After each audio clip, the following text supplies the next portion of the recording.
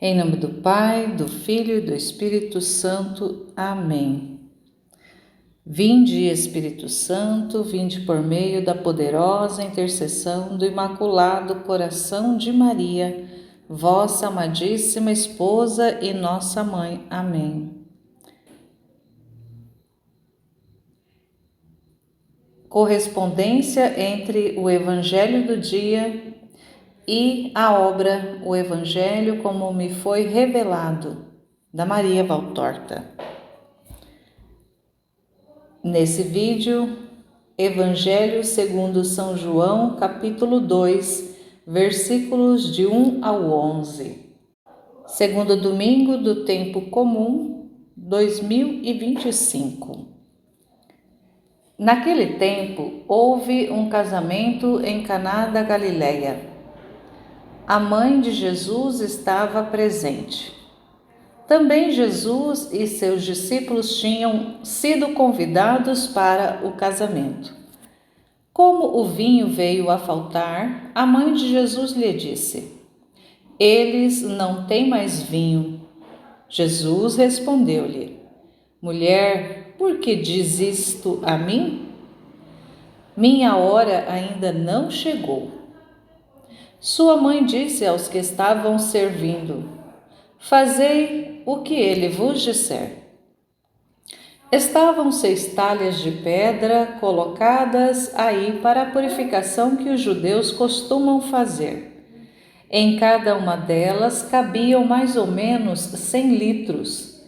Jesus disse aos que estavam servindo: "Enchei as talhas de água." Encheram-nas até a boca. Jesus disse: "Agora tirai e levai ao mestre-sala." E eles levaram. O mestre-sala experimentou a água que se tinha transformado em vinho. Ele não sabia de onde vinha, mas os que estavam servindo sabiam, pois eram eles que tinham tirado a água. O mestre-sala chamou então o noivo e lhe disse: "Todo mundo serve primeiro o vinho melhor, e quando os convidados já estão embriagados, servem o vinho menos bom. Mas tu guardastes o vinho melhor até agora." Este foi o início dos sinais de Jesus. Ele o realizou em Caná da Galileia e manifestou a sua glória. E seus discípulos creram nele. Palavra da salvação. Glória a vós, Senhor. Correspondência com o Evangelho como me foi revelado de Maria Valtorta, volume 1, capítulo 52. Tarde de 16 de janeiro de 1944, as bodas de Caná. Vejo uma casa, uma característica casa oriental. Um cubo branco, mais largo do que o alto, com raras aberturas, transposta por um terraço que serve de telhado, cercada por um pequeno muro de mais ou menos 1 metro de altura e sombreada pela parreira de uma videira, que sobe até o alto e estende os seus ramos além da metade deste ensolarado terraço. Uma escada externa, ao longo da fachada, vai até uma porta que se abre à meia altura da fachada. Embaixo, no térreo, há portas baixas e poucas, não mais do que 2 de cada lado, que dão para quartos baixos e escuros. A casa surge em meio a uma espécie de eira, mais um espaço gramado do que uma eira, tendo ao centro um poço. Ali há figueiras e macieiras. A casa tem a sua frente que dá para a rua, mas não está junto à rua. Fica um pouco para dentro do terreno, e um atalho pelo meio da grama faz a ligação com a rua, que parece uma rua mestra. Dir-se-ia que a casa está na periferia de Caná. casa cujos donos são camponeses que vivem no meio de seu sítiozinho. O campo se estende além da casa, com as suas distâncias verdejantes e plácidas. Faz um belo sol e o céu está de um azul muito claro. Em princípio, não vejo outra coisa. É uma casa solitária. Depois vejo duas mulheres com longas vestes e um manto, que serve também de véu, irem pela rua e em seguida pelo atalho. Uma delas é mais velha, terá seus 50 anos. Veste-se de escuro, uma cor pardo-marrom, como da lã natural. A outra está com uma veste mais clara, de um amarelo claro, com um manto azul, parece ter uns 35 anos. É muito bonita, esbelta e tem um porte cheio de dignidade, mesmo sendo muito gentil e humilde. Quando ela está mais perto, posso notar a cor pálida do seu rosto, os olhos azuis e os cabelos loiros, que parecem sob o véu que lhe cobre a fronte. Reconheço nela Maria, mãe de Jesus. Quem é a outra, que é morena e mais velha, eu não sei. Falam entre si e ela sorri. Quando estão próximas da casa, alguém certamente encarregado de receber os que vão chegando dá o aviso e vêm homens e mulheres ao encontro das duas, todos com roupas de festa e fazendo grandes demonstrações de alegria pela vinda delas, especialmente por Maria, mãe de Jesus. A hora parece ser matutina, eu diria lá pelas 9.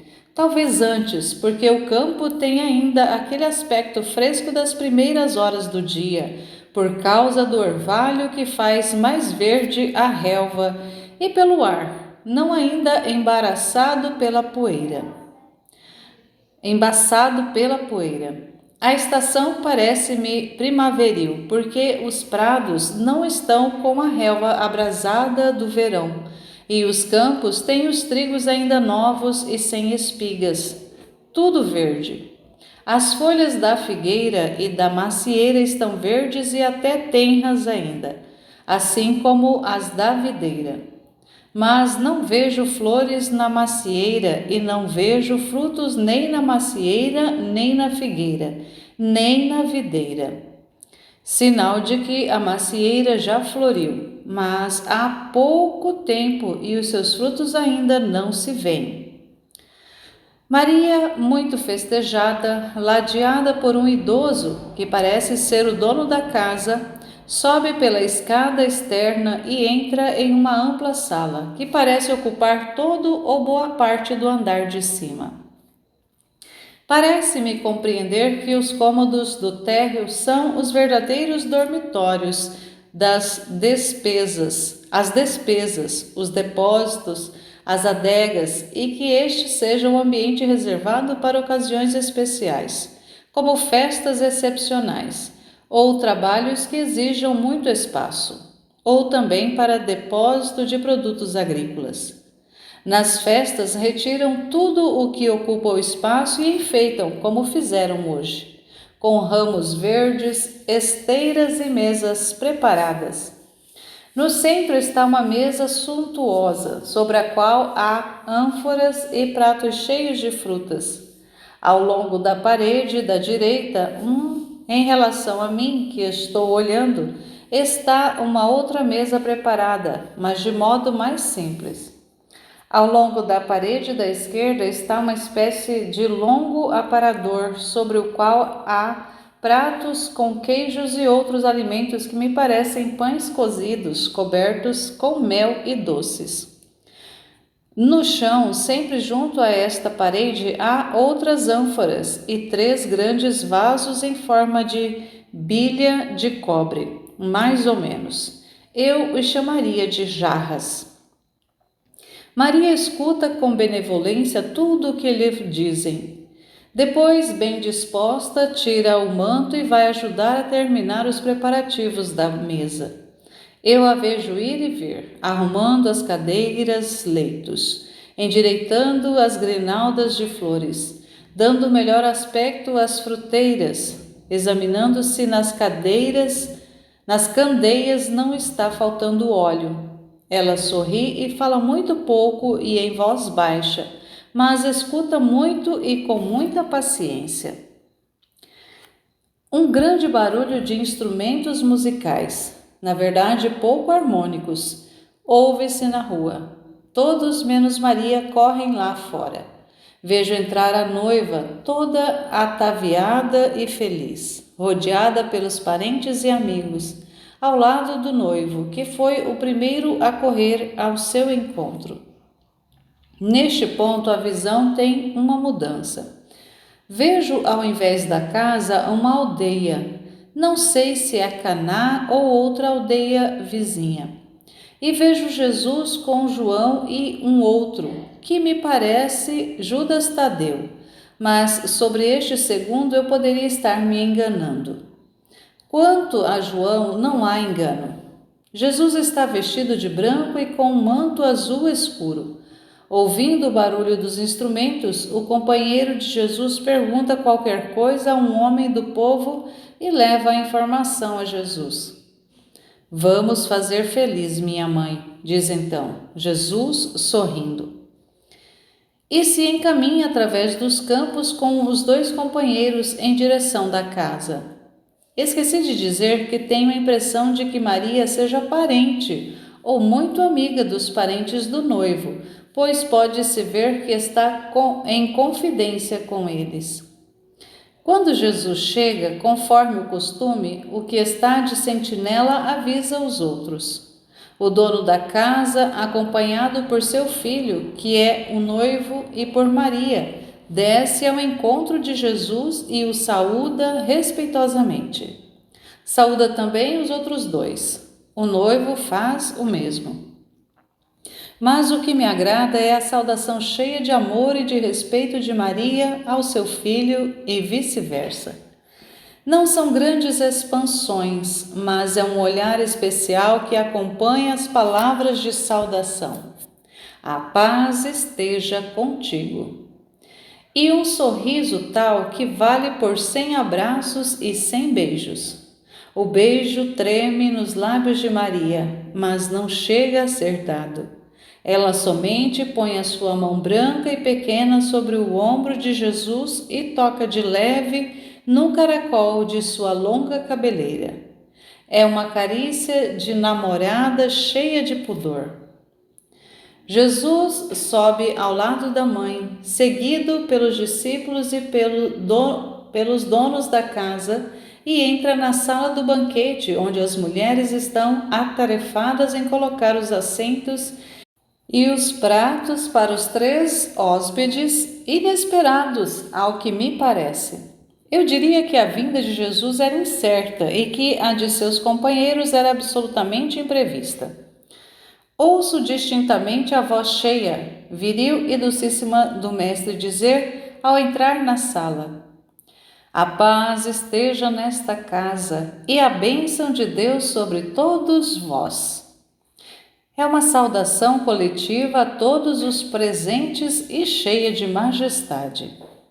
Jesus, com seu aspecto e sua estatura, domina todos os outros. É um hóspede fortuito, mas parece o rei do banquete, mais do que o esposo, pois do que o dono da casa.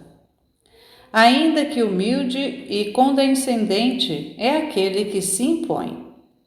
Jesus toma um lugar à mesa do centro com o noivo, a noiva, os parentes dos noivos e os amigos mais influentes. Os 2 discípulos, por respeito ao mestre, são convidados a sentar-se à mesma mesa. Jesus está com as costas viradas para a parede, onde estão as grandes jarras e os aparadores. Observo uma coisa. Exceto as respectivas mães dos esposos e também Maria, nenhuma outra mulher está sentada àquela mesa. Todas as mulheres estão na outra mesa, viradas para a parede, fazendo um barulho como se fossem 100. e são servidas depois de terem sido servidos os esposos e os hóspedes importantes. Jesus está perto do dono da casa e tem à sua frente Maria, a qual está sentada ao lado da noiva. O banquete começa. Eu vos asseguro que apetite não falta, nem sede. Aqueles que pouco se sobressaem são Jesus e sua mãe, a qual, além disso, fala muito pouco. Jesus fala um pouco mais. Mas, ainda que seja comedido em suas palavras, não é no seu escasso falar, nem carrancudo, nem desdenhoso. É um homem cortês, mas não conversador. Quando é interrogado, responde. Se alguém fala com ele, ele se interessa, dá o seu parecer, mas depois se recolhe, como alguém habituado a meditar. Sorri, não sorri nunca. E se houve alguma brincadeira muito leviana, faz como se não a tivesse ouvido. Maria se alimenta na contemplação do seu Jesus, e assim também João, que está na ponta da mesa, atento aos lábios do seu mestre. Maria nota que os serventes cochicham com o mordomo e que este está embaraçado. Então ela percebe o que é que está acontecendo de desagradável. Filho, ela fala baixinho, chamando a atenção de Jesus com aquela palavra. Filho, eles não têm mais vinho. Mulher, o que ainda há entre mim e ti? Jesus, ao dizer esta frase, sorri ainda mais docemente e Maria também sorri. Fazem como duas pessoas que sabem uma verdade que é para elas um alegre segredo ignorado por todos os outros. Jesus me explica o significado da frase. Aquele ainda que muitos tradutores omitem é a chave da frase e a explica em seu verdadeiro significado. Eu era o filho sujeito à mãe até o momento em que a vontade do meu pai me mostrou que havia chegado a hora de ser o mestre. Desde o momento em que teve início a minha missão, eu não era mais o filho sujeito à mãe, mas o servo de Deus. Estavam rompidos os laços morais para com a minha genitora. Estes tinham sido mudados em outros mais altos e todos se haviam refugiado no Espírito. Aquele chamava sempre o nome de mamãe, Maria, a minha santa.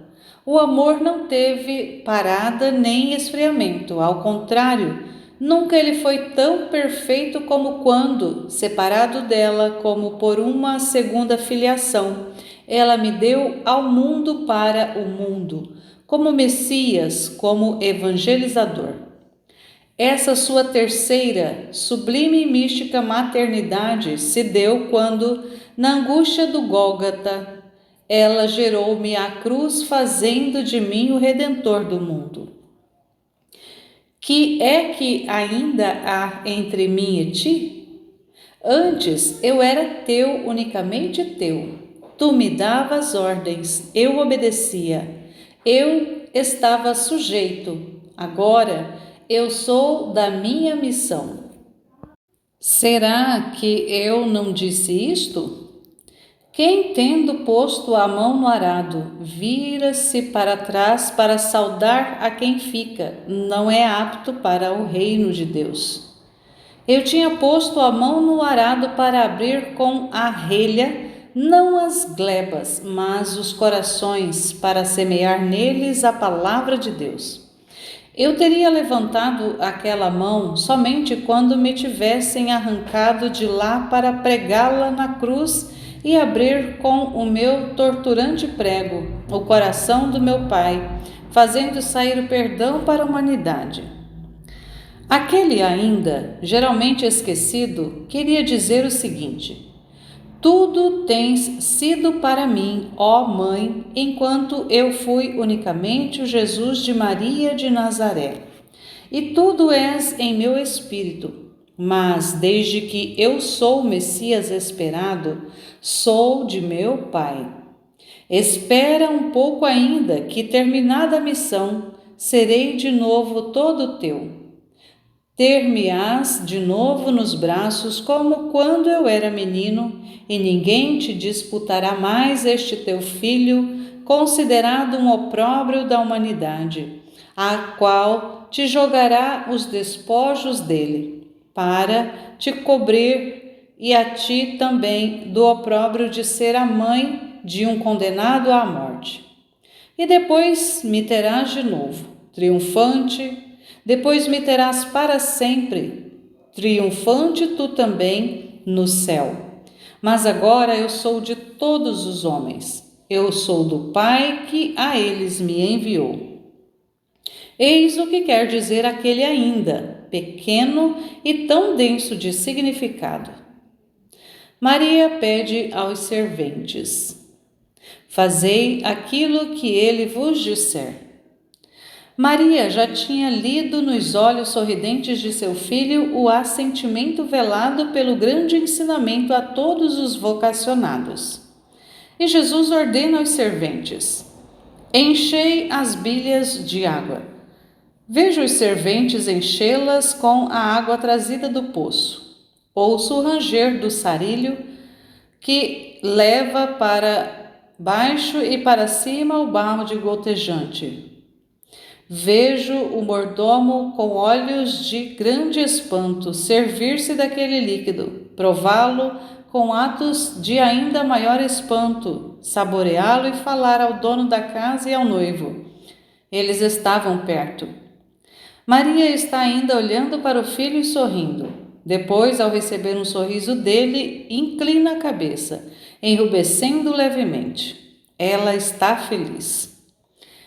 Pela sala passa um murmúrio. As cabeças se voltam todas para Jesus e Maria. Alguns se levantam para vê-los melhor. Outros vão ver as bilhas. Faz-se um grande silêncio. Depois se ergue um coro de louvores a Jesus.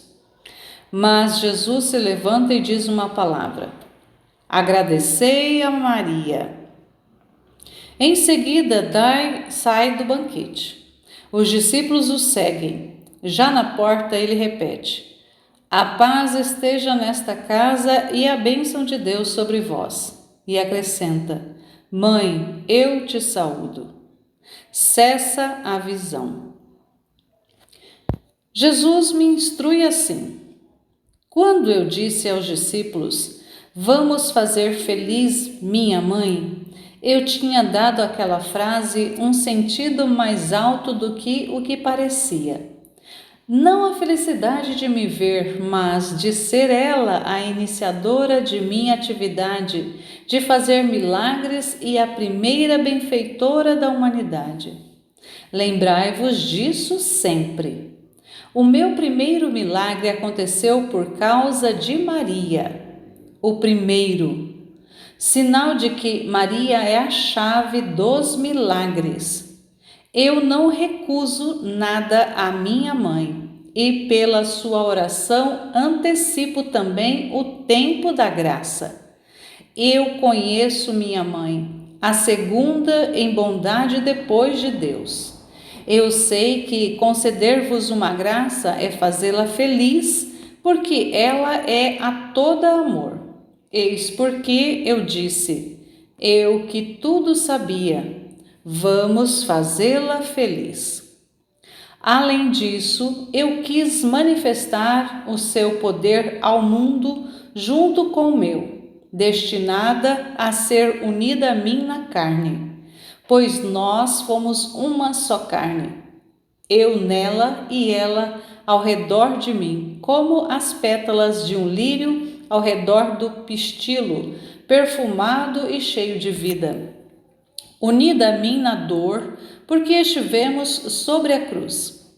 Eu com a carne e ela com seu espírito, assim como o lírio exala perfume com sua corola e com a essência extraída dela. Era justo que estivesse unida a mim no poder que se mostra ao mundo. Digo a vós o que eu disse àqueles convidados: agradecei a Maria. Foi ela que tivestes o dom dos milagres e as minhas graças, e especialmente as do perdão. Repousa em paz. Nós estamos contigo.